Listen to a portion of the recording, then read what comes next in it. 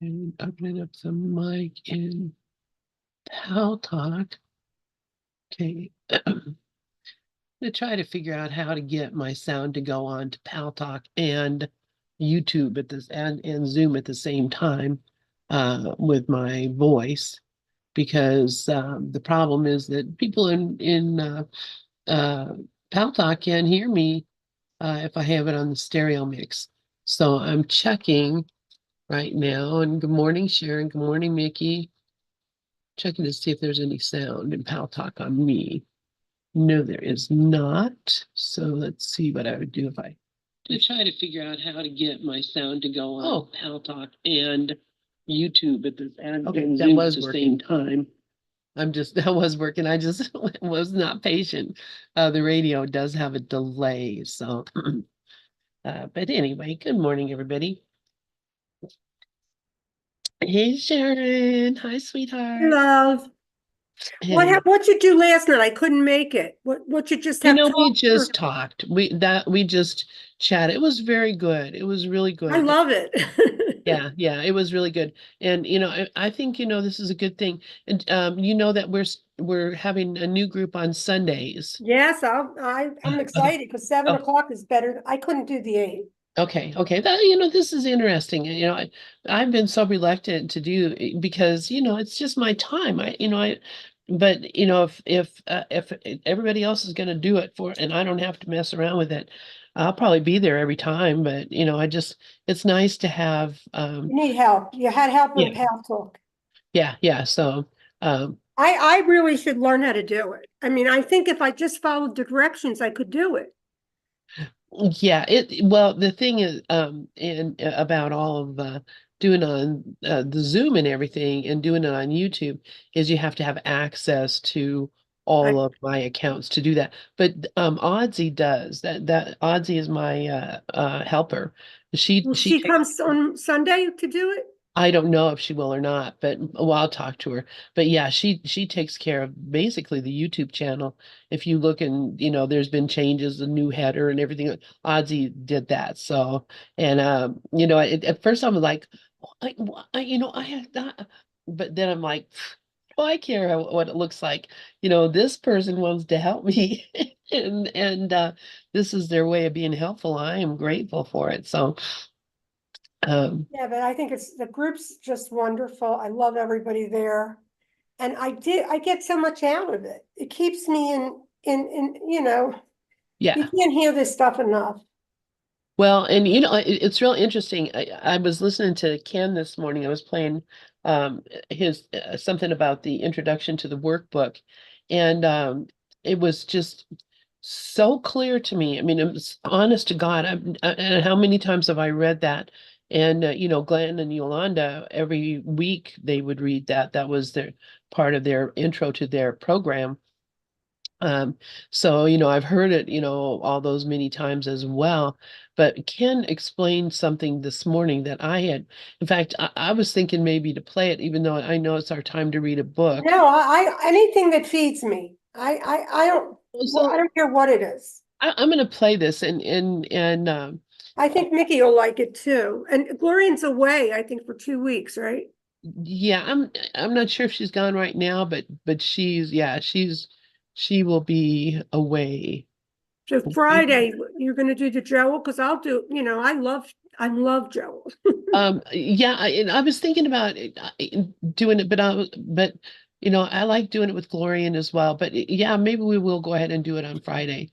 Next week for sure. I'm pretty sure she'll be here. But so this is from Ken's audio call on death and dying, and it's about okay, I'm already set up for that. It's about the introduction to the workbook. So take a listen to what he has to Yeah, I say. want that one because I want to listen to it when I'm by myself. I just love him. Yeah. It's a very long, it's like 20 hours long. Yeah, It's but a you would whole, just do a little bit over a month. yeah, I have I'll send it to you. Okay. I mentioned this before, but why not? Can you hear it okay? Because where I'm leading with this is death. Right? There's a method in my madness. All right? This is the introduction to the workbook, right at the beginning. Can you hear Ken? Page 1. Yeah. Paragraph 4. Now, this is in the context of the workbook, but think of it in the larger context of your pathway home, your life, your physical daily life. Paragraph 4. The purpose of the workbook is to train your mind in a systematic way to a different perception of everyone and everything in the world, animate or inanimate, significant or insignificant, world shaking, catastrophic, or a little skirmish in a schoolyard. The purpose of the workbook is to train your mind in a systematic way to a different perception of everyone and everything in the world. The exercises are planned. Or now this is our daily life now is planned by us.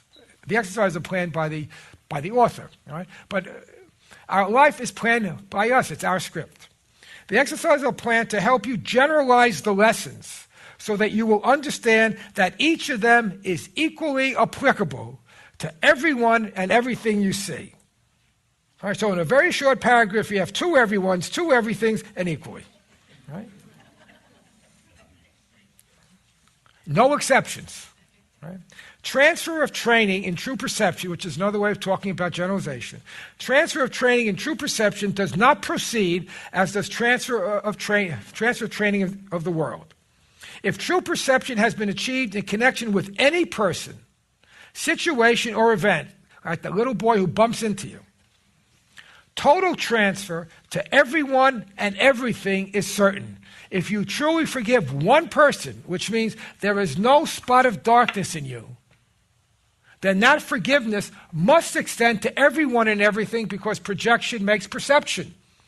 What I perceive and have made real in my mind, namely the teachings of forgiveness, and I've identified with them totally, everyone and everything has to be seen through the eyes of forgiveness because projection makes perception, and there's no one out there.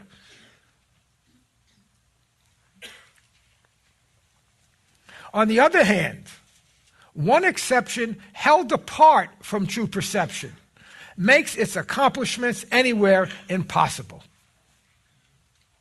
So I could be loving to my spouse, to my children, to my partners, to my lovers, to my colleagues, to my bosses, to everybody in the television news. I can be loving to everybody, but let that kid bump into me, I will crucify him.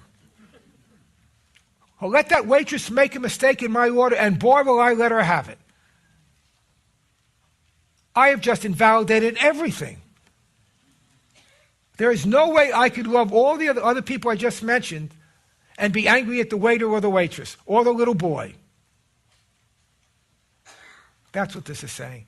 And this is right at the beginning of the workbook, so nobody knows nothing about nothing at this point about the course. All right? That's also Brooklyn. All right? So you don't realize that what you're really being trained to do is to think as a mind and not a body. Because this makes no sense to a body. Why can't I be angry at the little boy and not at anybody else? I mean, what difference does it make? Little kid deserved it. Little kids always deserve it. They're selfish, self-centered, But as a mind, it's impossible. If I want my mind to be healed, there can't be any spot of darkness. And if there's a spot of darkness, somebody's going to get it in the world. Of course, what's in the mind must be projected out. So this is very subtle training for us to begin thinking as a mind, even though we don't even know we're doing it. The only general rules to be observed throughout, then, are first, that the exercises be practiced with great specificity, as will be indicated. All right, so you don't exempt anything or anyone from your perception. This will help you to generalize the ideas involved to every situation in which you find yourself and everyone and everything in it. Second, be sure that you do not decide for yourself that there are some people, situations, or things to which the ideas are inapplicable. This will interfere with transfer of training. The very nature of true perception is that it has no limits. It is the opposite of the way you see now. The overall aim of the exercises is to increase your ability to extend the ideas you'll be practicing to include what? Everything. Right? I'll just stop with that, all right? You couldn't ask for something clearer, right? This is very easy English. Fourth grader could read this. Everyone, everything, everyone, everything, everyone, everything. No exception. And if you practice with the little child bumping into you, or the waiter or waitress not giving you the service you demand, and you really practice with all of these things, you are preparing to die with the peace of God in your mind. And if you really know that, and it is literally true, if you want to die peacefully and know that nothing is happening, and that love and that light and that peace that you are now learning to live with, seemingly in a body, will be there while you die, after you die, nothing has happened, then practice. Practice every single moment with everyone and everything. And if you don't do that, it's because you're ambivalent about the goal. And that does not make you a bad person. Makes you very silly, though. Why would you not want to be in that resplendent light? Why would you not want to feel this love of Jesus burning in your heart so that nothing and no one would ever interfere with that again? Why would you not want that? Anyone who's had that experience with something similar knows what that is like. Why would you throw that away for a little crumb of specialness? You know, a little excitement in triumphing over a little kid or a service employee or your dog, right? Or a member of your family.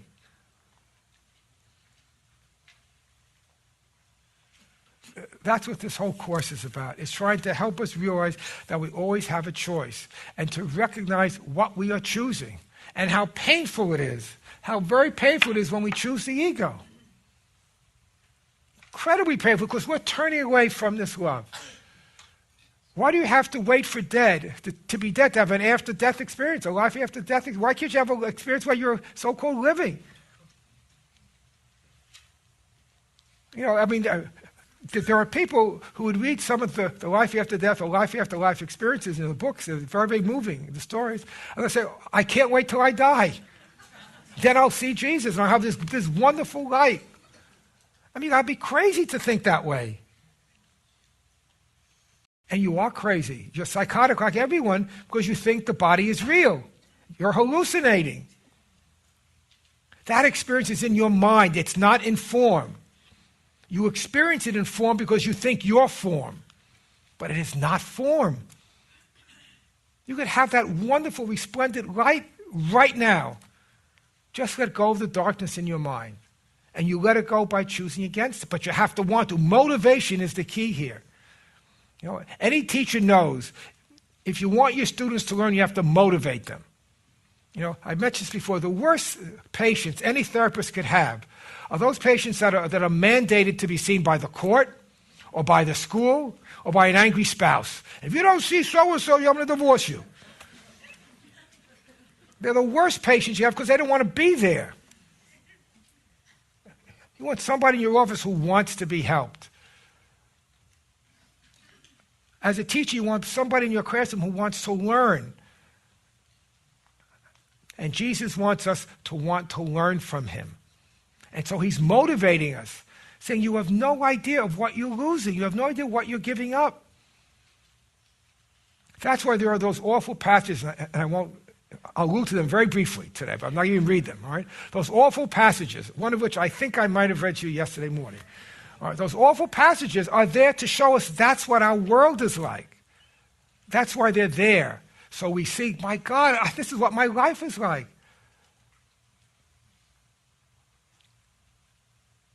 But I could choose something differently. I could choose something different. I don't have to live this way. That's what you have to feel inside of you. He's pleading with us. Please listen to me. I'm not your enemy. I'm not a dream that comes in mockery. I'm not demanding that you live a life of sacrifice.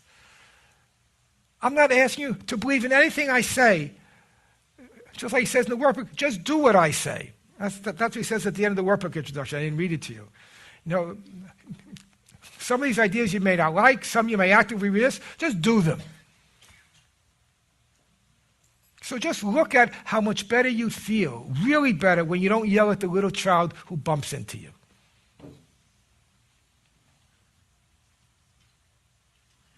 You know, I grew up in New York City, and I spent a good part of my life riding the subways. And a lot of that time was spent riding very crowded subways. Right?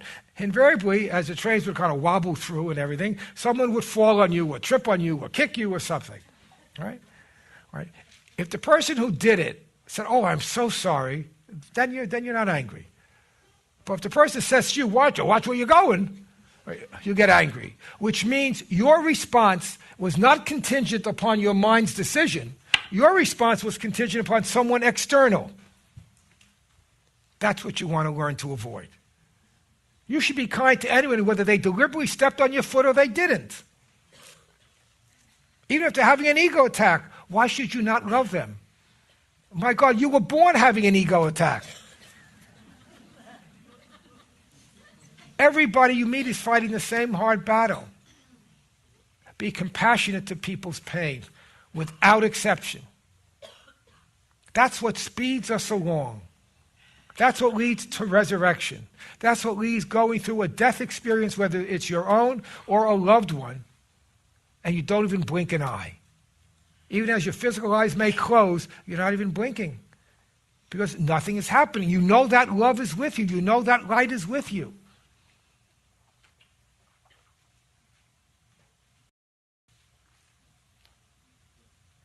But that just won't happen if you don't practice.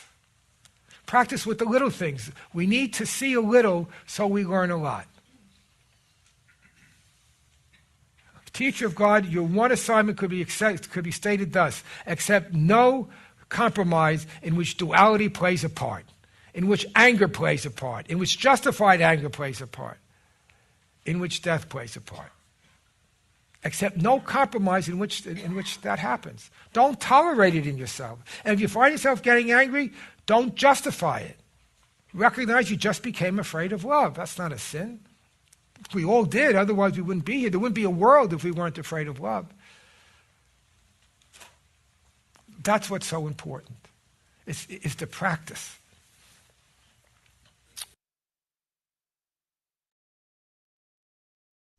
Right. Thank you, Ken Wapnick. I heard that this morning, and it just really affected me, that, what the workbook lessons, before I started studying the Course in Miracles, I practiced Buddhism. I still do. But one of the concepts is that you die before you die, and it's really hard to understand how you can do that. But as Ken was just explaining it, doing the workbook lesson every day is a death of the ego.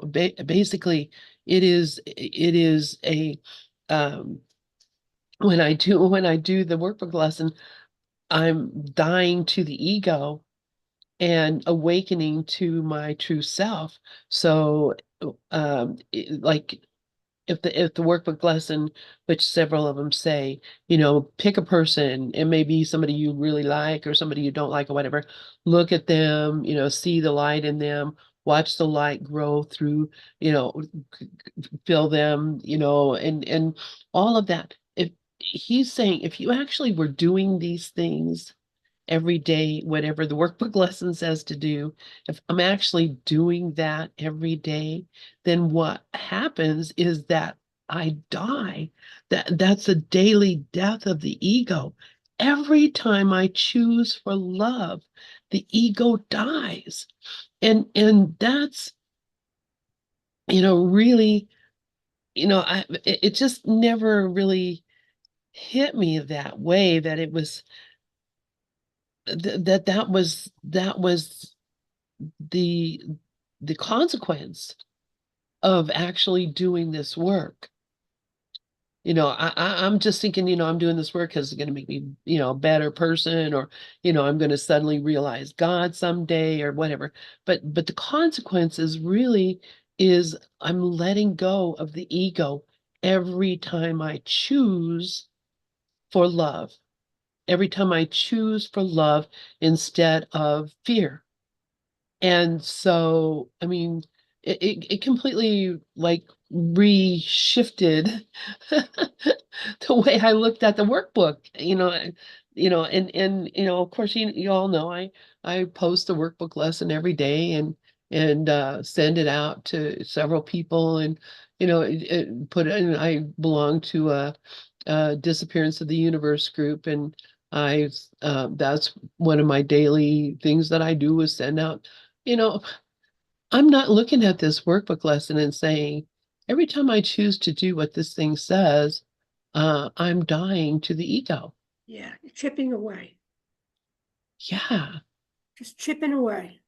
This is this teaching, it would be great to have this in one of the teachings that we have at night, where we just take a little bit and then we can listen and then discuss it.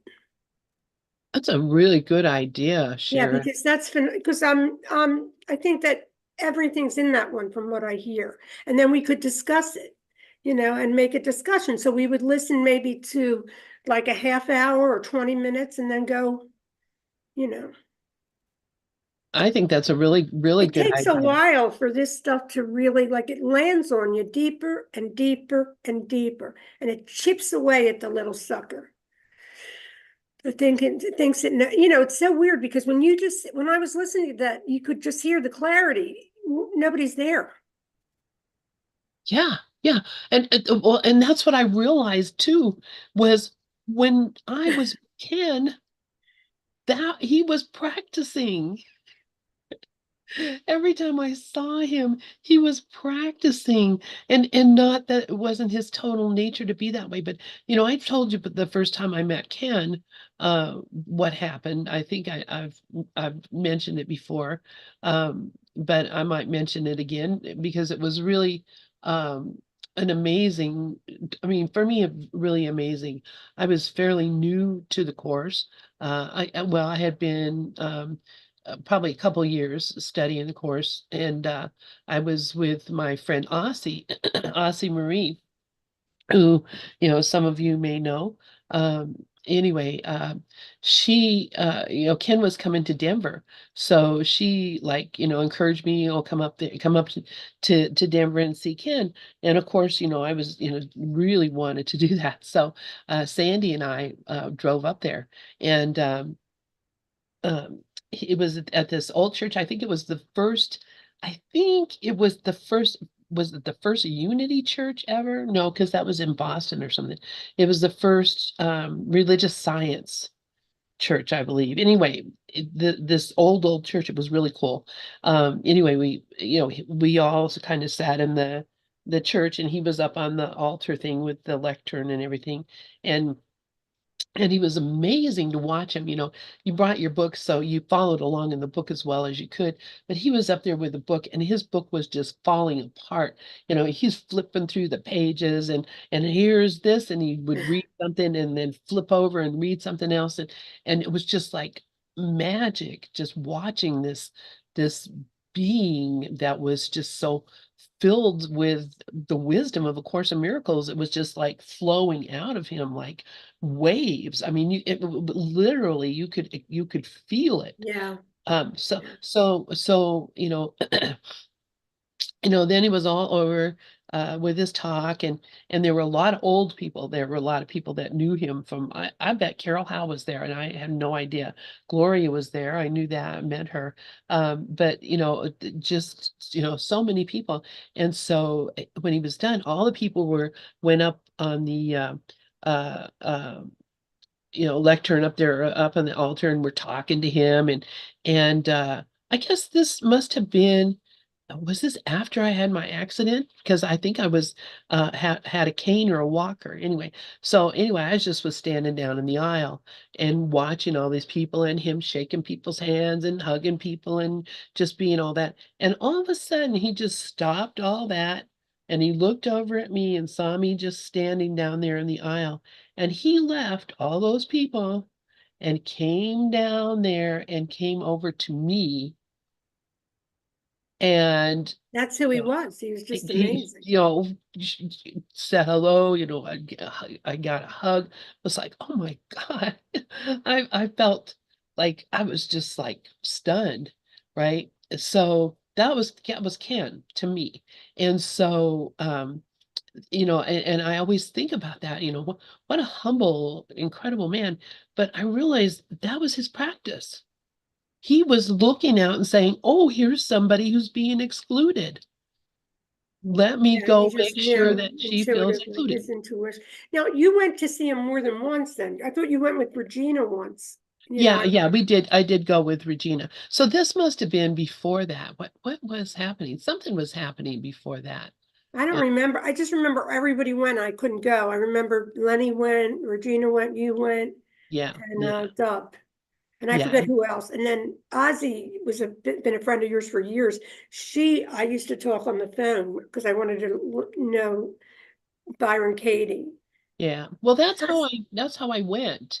Was Aussie because I had nothing to do with the group that went from Gather. I had Right. nothing to do with Regina's group or anything going there. It was Ozzy who was like, she had seen a video of Ken and said, he's looking old and I'm worried. So I want to see him before she's thinking he's going to die. So she called me up and said, if I pay for you, will you come with me to Temecula and go to the uh, workshop with me and the academy. And so yeah, heck yeah. So Ozzy was the one, and she actually uh uh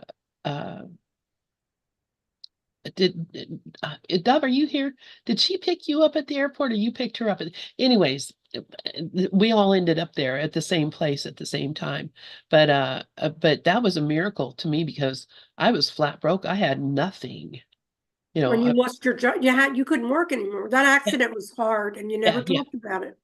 It Yeah. was a hard accident. Yeah, it was it was bad. It was, yeah, it was, I mean, I know me, I would have talked about it until I wore it out. Yeah, well, I mean, what can you say really? But I mean, I think I did talk about it quite a bit. A little bit, but it wasn't something you dwelled on, Yeah, or at because least not in the groups you never did. I mean, that's a hard thing to lose your sight, everything. You were working, you couldn't work anymore. it messed up a whole bunch of stuff. But you know what? I mean, all in all, nothing has changed with me. I feel exactly the same. And, it's just, I do, sometimes I'll think, I'll see people doing things and I'm like, oh, I can do that. No, I can't. There's there's a lot of stuff I'm just physically Right. incapable of doing. And it is, and here's the point right here. When that happens, and I will say to myself, that's okay. In my next lifetime, I will do these things. This is what I've always said to myself. Right. That's I okay. did. In my next lifetime, I'm going to do these things. And now I start up with that shit and I'm like, what next lifetime? I want the whole thing. And I'm not going to Yeah. be settled with just a singular experience of being a human in the world. There's not going to be that limitation on me anymore because just even thinking of myself as a person in a body that is going to be doing something, marrying a different kind of guy or doing all the different things, I can be all those things now. All those things are here now. You They're were just a year apart, I think, right? Because you just, oh, there goes Clip. He calls himself Papa because of Asher. I'll be right there. okay. So yeah. So anyways, that's there's no purpose to wanting more in this dream. There's no purpose in wanting more in this dream. There's no purpose in wanting anything in this dream. And I have to just tell myself this every single time. There's no purpose to me wanting that. What's the purpose of of these things that I think are uh so helpful, so useful, so real? There's no purpose. There is no purpose to any of it. What's today's lesson? Let's see. Is today 163? Oh, wow. Is it? Yes. Lesson 163 today. Uh, this is so perfect that I'm reading this thing and hearing this thing about on death and dying. Because today's lesson is there is no death. The Son of God is free. And this is so powerful. This lesson is so powerful. Let's see. Since These Sharon. lessons are like, aren't they powerful, Lynn? I mean, when I first started doing, they were powerful, but now I'm in stillness. This just amazes me that it's all happening perfectly. And Myrna had recommended an audiobook by Gabby, Bernstein. Gab Bernstein. And it's such a good book. I Oh, mean, good. yeah, because I didn't even know her. I never had really listened to her. You know what? Mickey's raising her hand. I say, yeah, Mickey, go ahead, Mickey. Yep. Okay, let me put my hand down. I don't think I was just going to say about today's lesson 163, there is no death, the Son of God is free. I don't think it's by chance that you and Sharon agreed to put that audio on about death and dying. Sharon has been talking about that, and I think it goes in line with today's lesson, and I think it's very deep and something to talk about. It also, on one of Ken's talks, it's kind of like he says, I had talked about that before, that on death there is no death, right? That you're just sitting like in the director chair watching a movie, and then when that movie's over, then the next movie goes, you enter in and watch the next movie, but you're still sitting in the same chair. You never change seats. So that goes in line with that there is no death. And what's freeing of that is that, like, Buddhism came out of Hinduism, because Hinduism got too ritualistic with that. But there's something that they both agree upon, and they agree upon, like a reincarnation, past life, which what's freeing of that, and what's freeing of sitting in the director chair, and what Ken said in that audio is that on dying, it's that you have the peace, the peace of God within your mind. So it releases you from worrying about where you're going to be in the future, or a future life, or what videotape you're going to be watching. It's the only thing that's important is the peace of God within your mind, that you're at peace at that point of death of the physical form.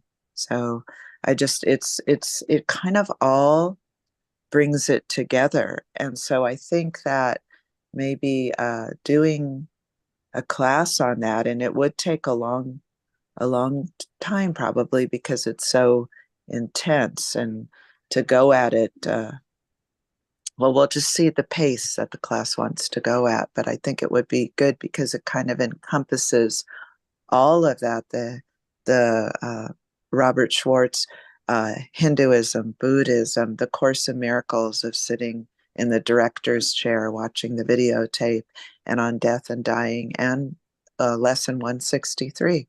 So thank you. Yeah. Wow. If we took a couple years, what else is there? I mean, there's nothing else that's important here. Like maybe because Amy didn't come back, I'm gathering, right? Yeah, I'm guessing not. Yeah. So that's So, okay. So then we can do it on Monday nights. yeah, that's a great idea because we got a crowd that already comes in there, and I'm sure that they would really appreciate it, actually. Oh, I Um, love that idea. I mean, to me now, for the ego, the Ken used to have like this voice that would be like, and I would be like, because the ego was the guilt was in the forefront. The guilt's not there anymore. It's different for me now. Hi, Dove. hey, Dove.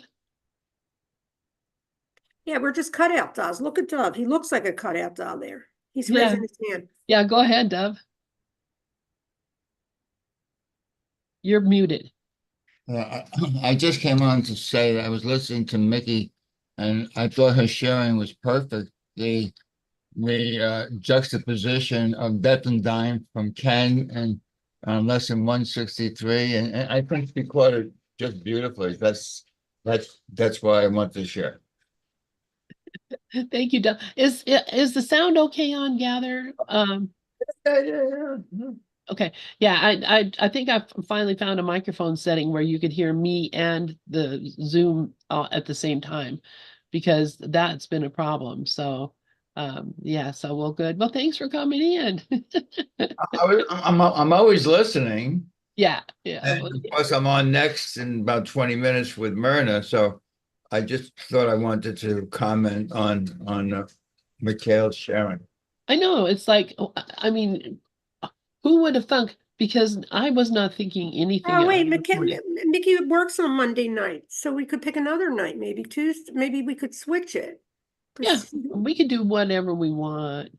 yeah, We like can, I want people to be able, like she loves Ken Wapnick, so yeah, a Monday or Tuesday, either one is fine with me. right, because you could spit like Lauren could do Monday night because she does that fourth, Joel thing. Right, we could do that, Joel, on Monday for sure. Right, so then Mickey could join because it's like to me, the whole point here is like when people share, there are parts that we don't see and they see, and that's how we learn from our brothers. So it's like perfect.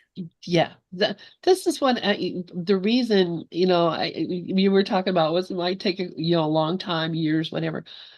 Uh, I've been in groups where you read the whole section, boom, that was it. You read the whole section in one session, you have a little bit of discussion, that's it. And nobody wants to just delve into it and figure out how does this relate to me in my life, and where do I go? I love the way our groups do, because we do, you do hear a different voice. People can speak up and see things a different way. That's And right. That's how we I learn. I think what happens with maybe groups that become really set is that they get used to listening to one teacher, one person, and then their point of view molds around that. And uh, that obviously can, really mess you up, because you stop thinking on your own. Mickey, please go ahead.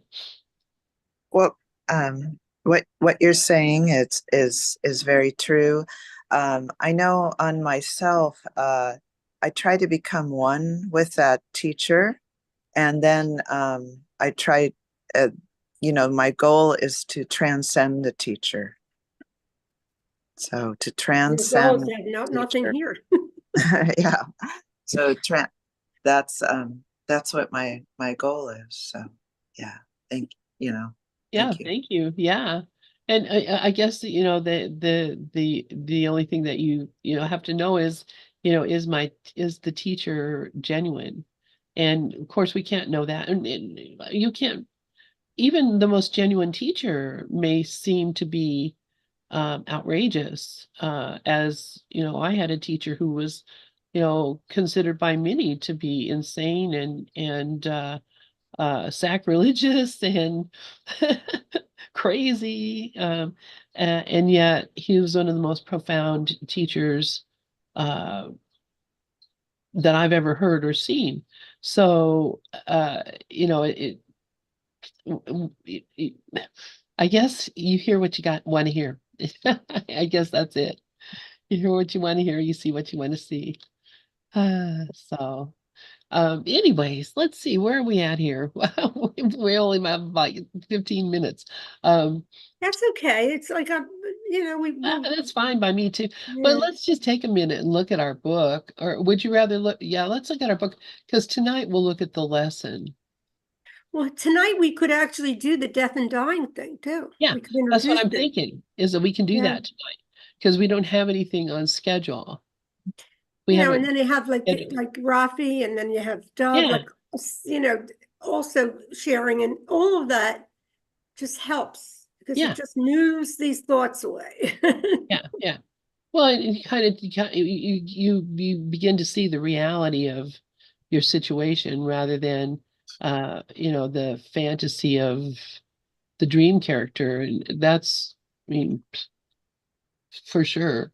So let's see what our book has to say. Let me get our book in the Zoom because we there might be something interesting here, as there always is. All right, here we go. All right, are we seeing Never Forget to Laugh? Personal Recollections of Bill Thetford. Okay,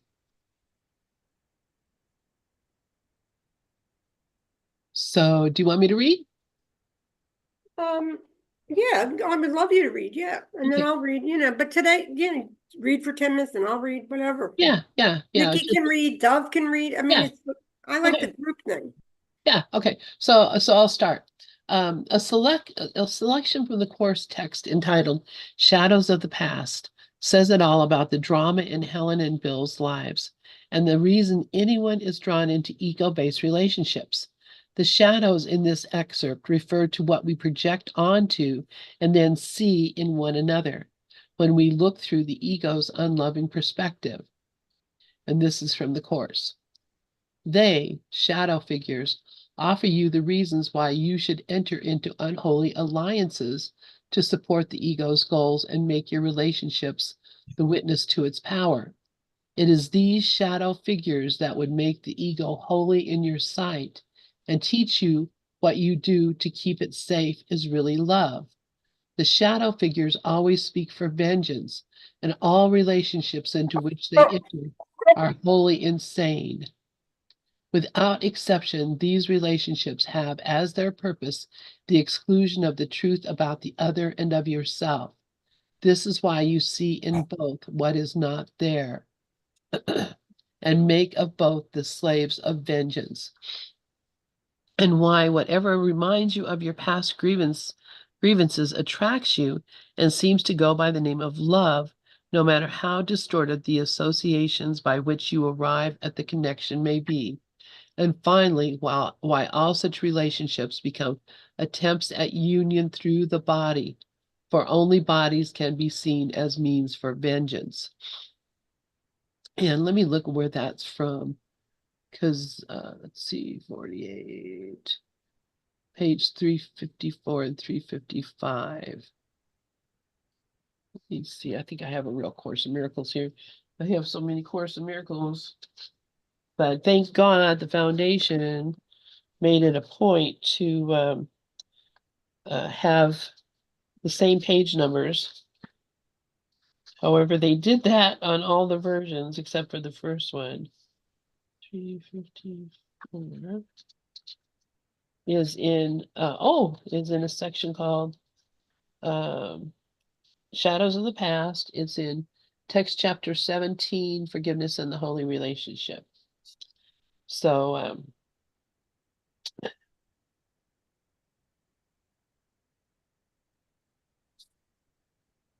So that section, here is my copy of the nines is in my course book.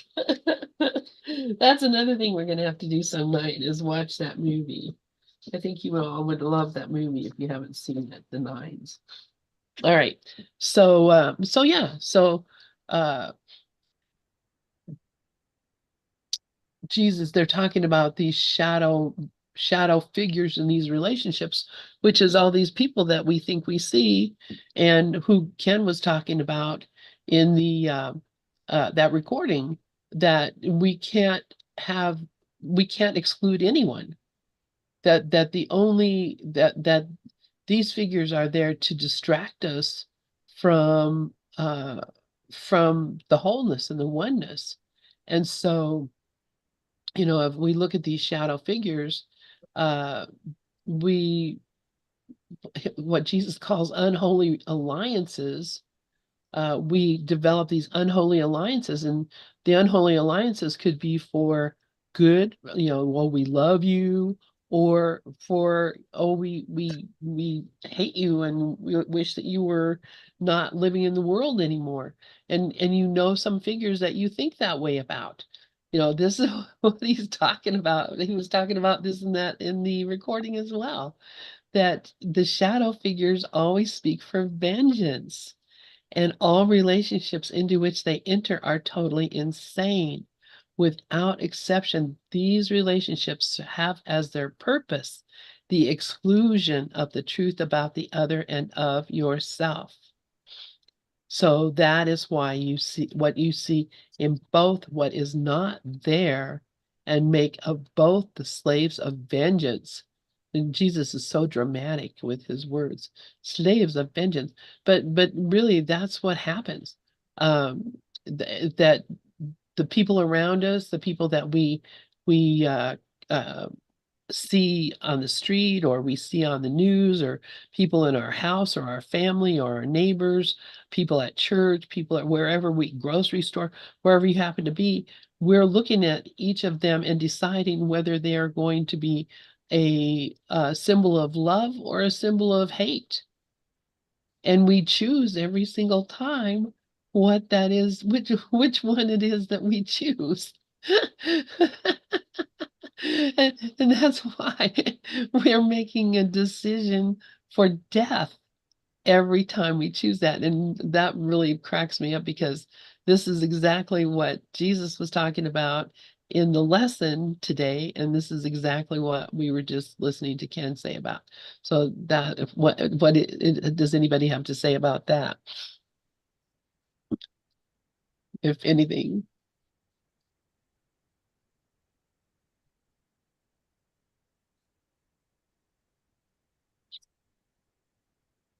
Okay, well, you want to read on, Sharon, or somebody want to read on? Where are you stopped? You're at years after? Years after, yeah.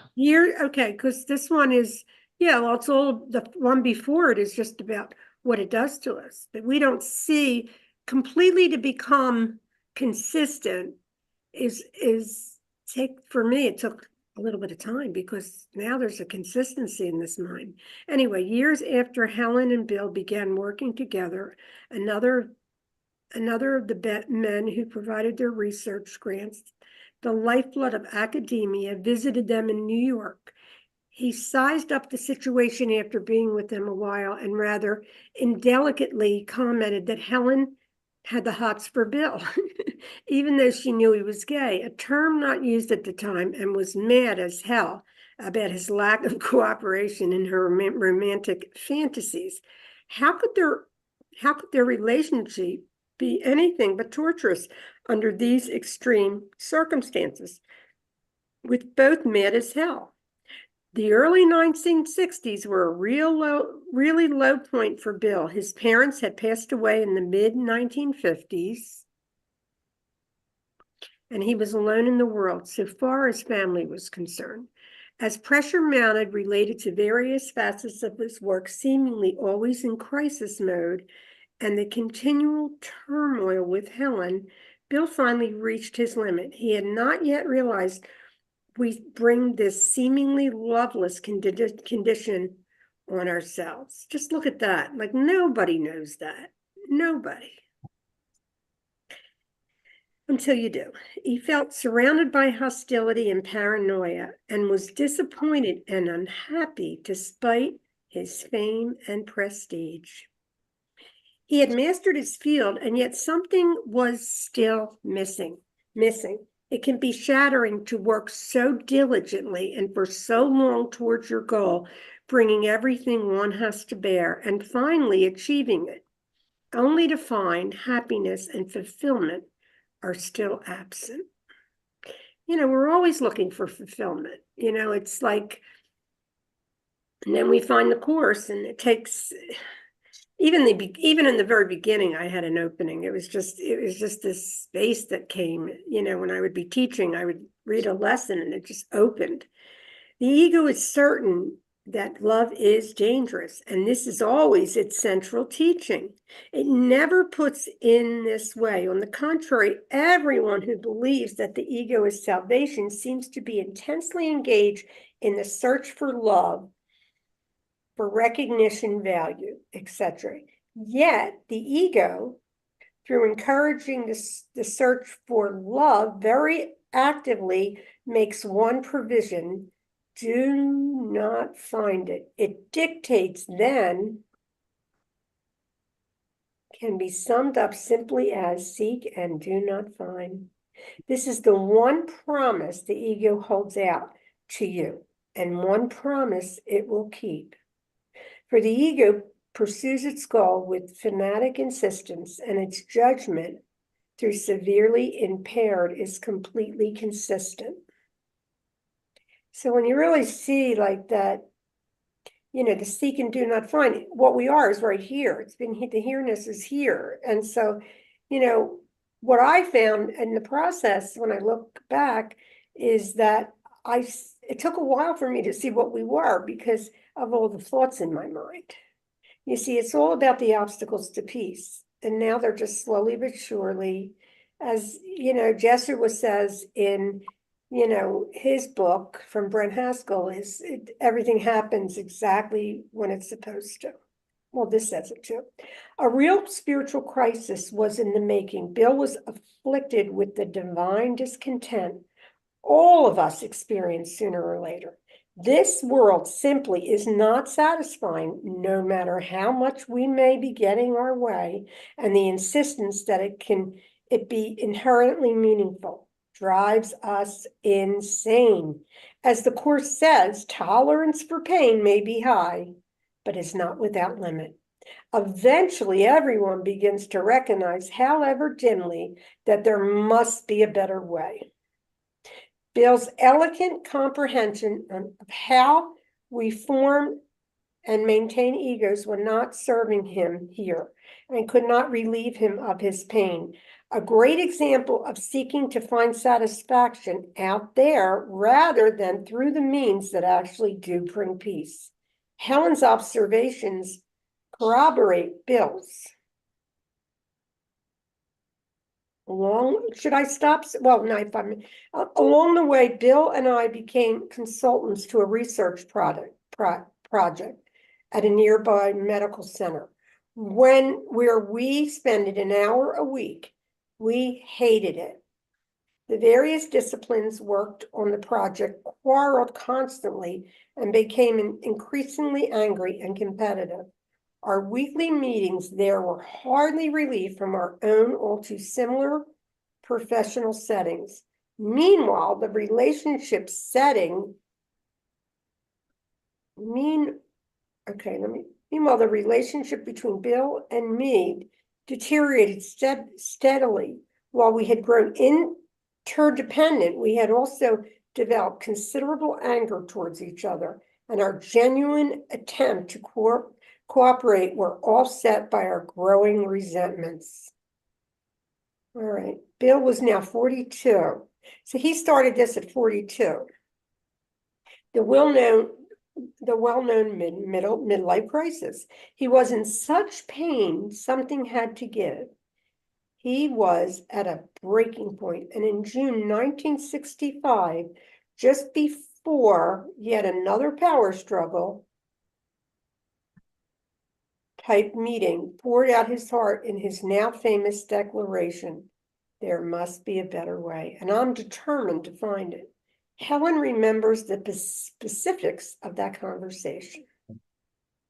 Bill proposed quite specifically to try out a new approach that day at the research meeting.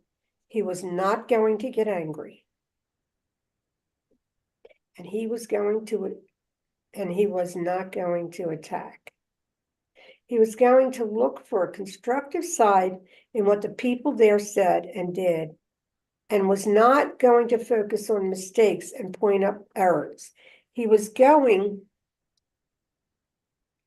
to cooperate rather than compete. It was time to take a new direction.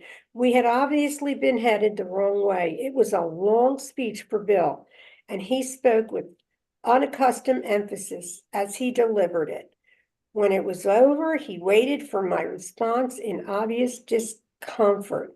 Whatever reaction he may have expected, it was not the one he got. I jumped up, told Bill with genuine conviction that he was right, and said I would try the new approach with him. Okay, and then I guess That's amazing.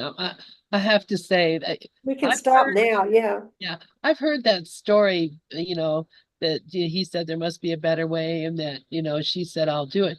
But I didn't hear the story that he decided he was not going to get angry. He wasn't going to attack. He was going to look at what people said and looked for constructive things from them instead of focusing on their mistakes and pointing at their errors. And he was going to cooperate rather than compete. This is the basis of A Course in Miracles. Yes. That he gives this speech saying, I'm going to get out of the way and stop being such a butthead.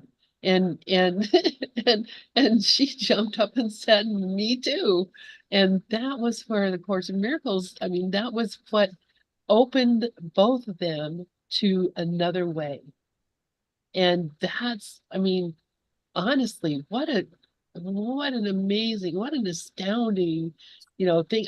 I could see in, 100 years, a monument at that place saying, this is the place where there must be a better way was uttered. It's Oh, so, Myrna's raising her hand. yeah. Oh, hi, Myrna. Good morning. Hi, I'm listening to this and fascinated by it all. It's great. Sharon, really, I was just mesmerized with what you were reading. What caught me was the line that said, pain, we have a high tolerance for pain, but it's not without limit.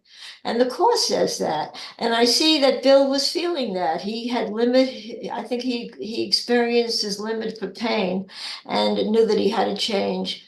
And I think we all go through that. I think we all kind of finally, if we endure to the ultimate, to the limit, and then we know we have to change. And that's exactly what he was experiencing. That's what I got from this. So I just wanted to clarify what I believe was happening in his life. Yeah, that's exactly perfect. And we all have that choice all the time. We all have that choice all the time. So this is the end of our time. And so I'm going to stop the share and thank everybody for hanging out with us this morning. And tonight we're going to be going over lesson 163 and talking about a different way of looking at death. So I'm real excited about that, and I hope everybody joins us tonight on our You're going to Tuesday. play Ken stuff, right? Like begin Yep. it. Yeah, the same thing. Yeah. So And then just like every time that we listen, because that one that's 20 hours to me is like the biggest gift you can read when you get older. yeah, it's